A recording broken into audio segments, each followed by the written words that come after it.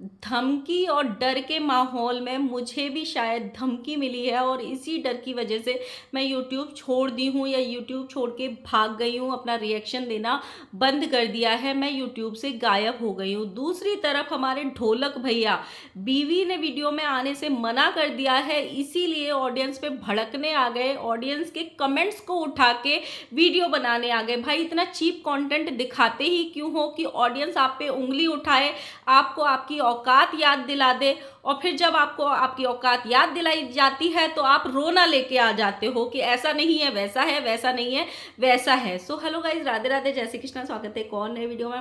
I hope सब अच्छे होंगे, स्वस्थ होंगे, मस्त होंगे और जहाँ भी होंगे तंदुरुस्त होंगे। अगर आपको मेरी वीडियो अच्छी लगती है तो प्लीज़ गाइज वीडियो को लाइक करना, कमेंट करना, चैनल को सब्सक्राइब जरूर कर लेना नोटिफिकेशन वाली घंटी के साथ में। गाइज मेरे चैनल पे ना सच्ची में किसी ने नज़र लगा दी है, पनौती बन के कुछ लोग नज़र गड़ा के बैठे हैं या 11 से 12 हो ही नहीं रहे हैं, मतलब अटक के रह गए हैं। तो आपका काम है मेरे चैनल की नज़र उतारना और पनौतियों को भगाना। एंड दूसरी बात गाइज, मैंने बहुत सारी जगह ऐसे देखा है कि वो स्माइल पिंकी डर के भाग गई, उसने रिएक्शन देना बंद कर दिया, उसको भी शायद धमकी मिली है या वो धमकी के डर से ही भाग गई है।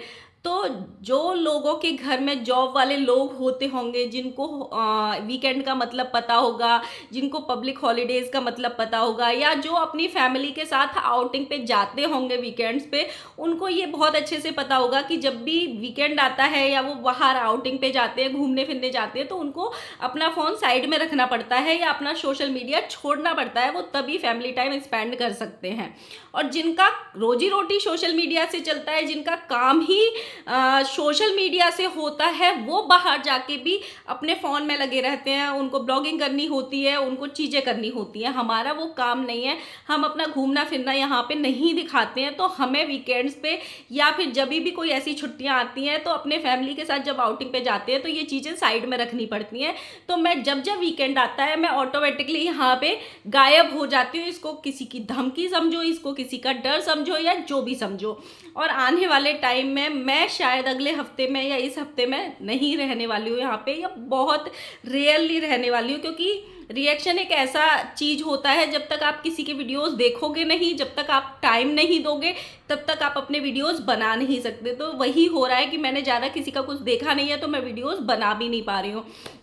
और गाइज मुझे आप लोगों से एक रिक्वेस्ट भी करनी थी, आप सब लोग ना मेरी सिस्टर के लिए प्रे करना। कल उसके घर में बेबी आने वाला है, कल उसकी डिलीवरी है, तो सब कुछ अच्छे से हो जाए। कुछ भी हो जाए, ऑलरेडी उसको एक बेटी है, कुछ भी हो जाए हमको सब मंजूर है, बट उसकी सी सेक्शन से डिलीवरी होने वाली है, तो बस अच्छे से वो निपट जाए और दोनों बेबी और माँ दोनों अच्छे से स्वस्थ रहे। तो आप लोग जल्दी और सारे लोग ब्लेसिंग्स ज़रूर देना। एंड सेकेंड थिंग, मैंने कुछ क्रिएटर्स के ये वीडियोस देखे थे, छोटे छोटे क्लिप्स कहीं कहीं डले हुए देखे थे, कि अगर उन बड़े क्रिएटर्स के घर कोई रिएक्शन वाला या कोई ऑडियंस या फिर कोई भी उनके घर पे पुलिस लेके जाएगा तो वो उनका जूते चप्पल से स्वागत करेंगे, मोटे डंडे से स्वागत करेंगे। लेकिन वो जो क्रिएटर्स हैं वो किसी के घर पे आधी रात में रेड डाल सकते हैं, क्योंकि वो बड़े क्रिएटर्स में काउंट होते हैं, उनके हाथ में कानून है, उनके हाथों में जज है, उनके हाथों में अदालत है, उनके हाथों में सब कुछ है, सब कुछ है। वो किसी के भी घर में खा के आ सकते हैं, जिनके घर में रेड डालने जा रहे हैं उनके घर का रोटी भी खा के आ सकते हैं और फिर उन्हीं को बदनाम भी कर सकते हैं। लेकिन कोई उनके घर जाएगा तो वो जूते चप्पल मारेंगे। मतलब यहाँ पे आप दोगलापन देखिए, किस तरीके से लोग दोगले होते हैं, मतलब इनको सब कुछ करने की आज़ादी है। दूसरा, जो कुछ बड़े क्रिएटर्स होते हैं ना, वो अपनी ऑडियंस का कैसे मैनिपुलेट करते हैं या कैसे फ़ायदा उठाते हैं, आप इस चीज़ से अंदाज़ा लगा सकते हो।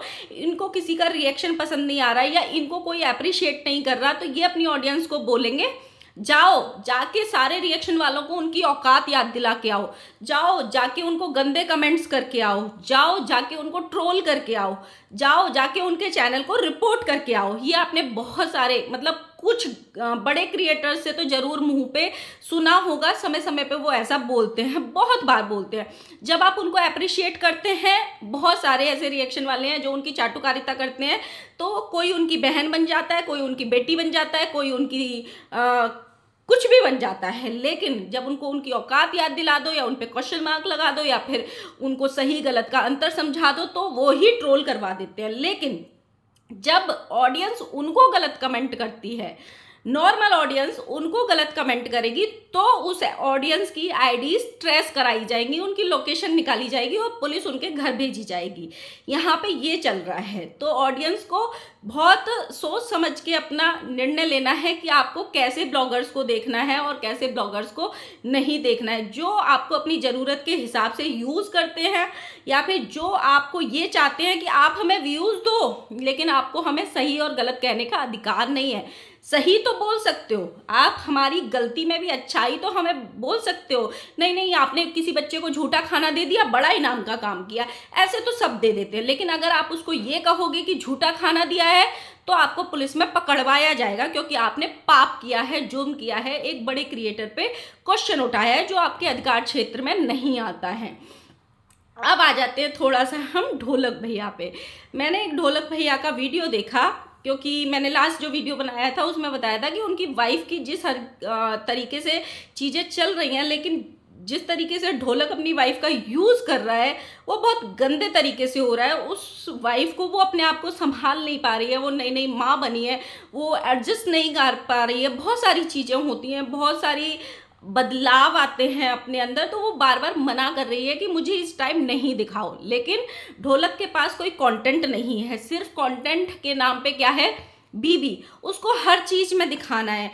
वो कैसे साड़ी पहनती है, कैसे लिपस्टिक लगाती है, कैसे काजल लगाती है, मतलब हर चीज़ में दिखाना है।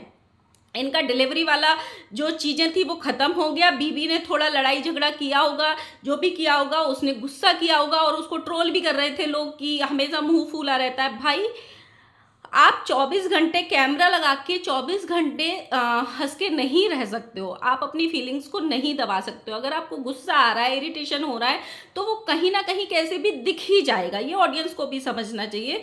जब एक छोटी उम्र की लड़की माँ बनती है तो, और वो भी बहुत सारी रस्में होती हैं, जब हम जॉइंट फैमिली में रहते हैं, कभी ये करो, कभी वो करो, कभी ये करो, तो ऑब्वियसली ऐसी चीज़ें होना लाजमी है।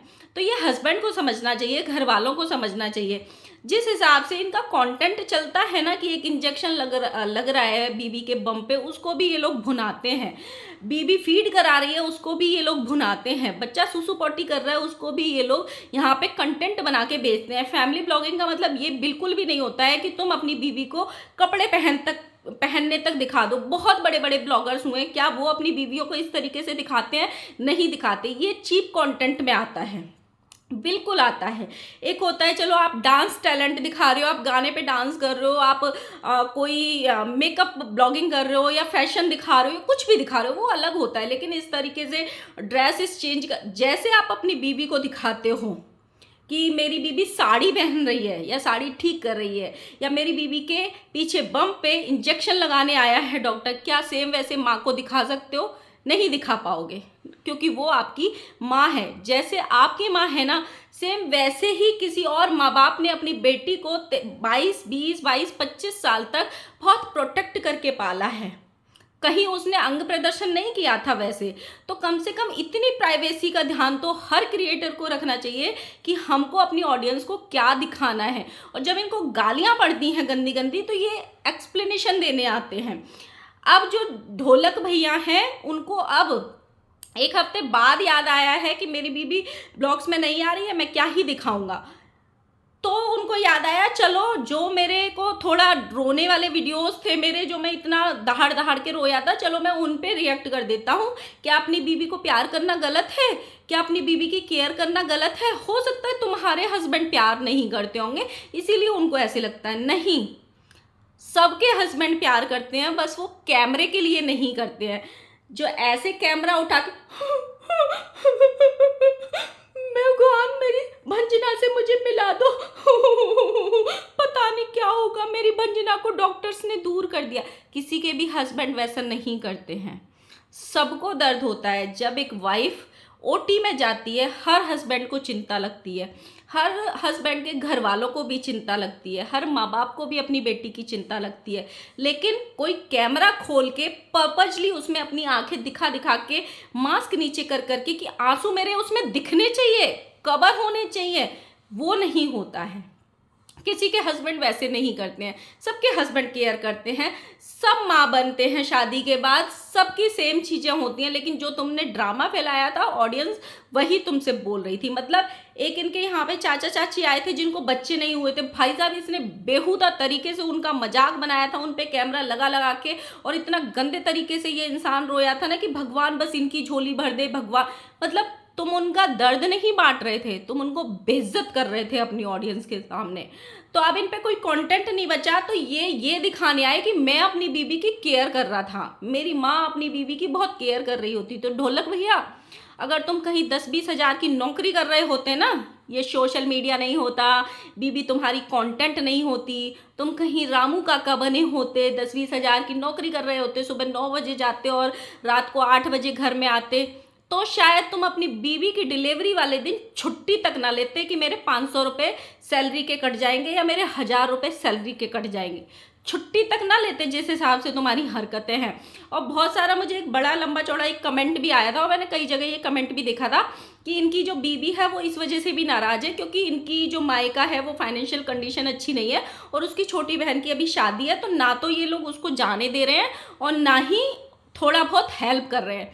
तो अगर घर का एक बच्चा, माँ बाप के अगर 4 बच्चे हैं उनमें से एक बच्चा अच्छा निकल गया है और भगवान ने उसको ये बरसा है कि वो कुछ कमा रहा है, अच्छे से खा पी रहा है, तो क्या वो अपने छोटे भाई बहन की हेल्प नहीं कर सकता?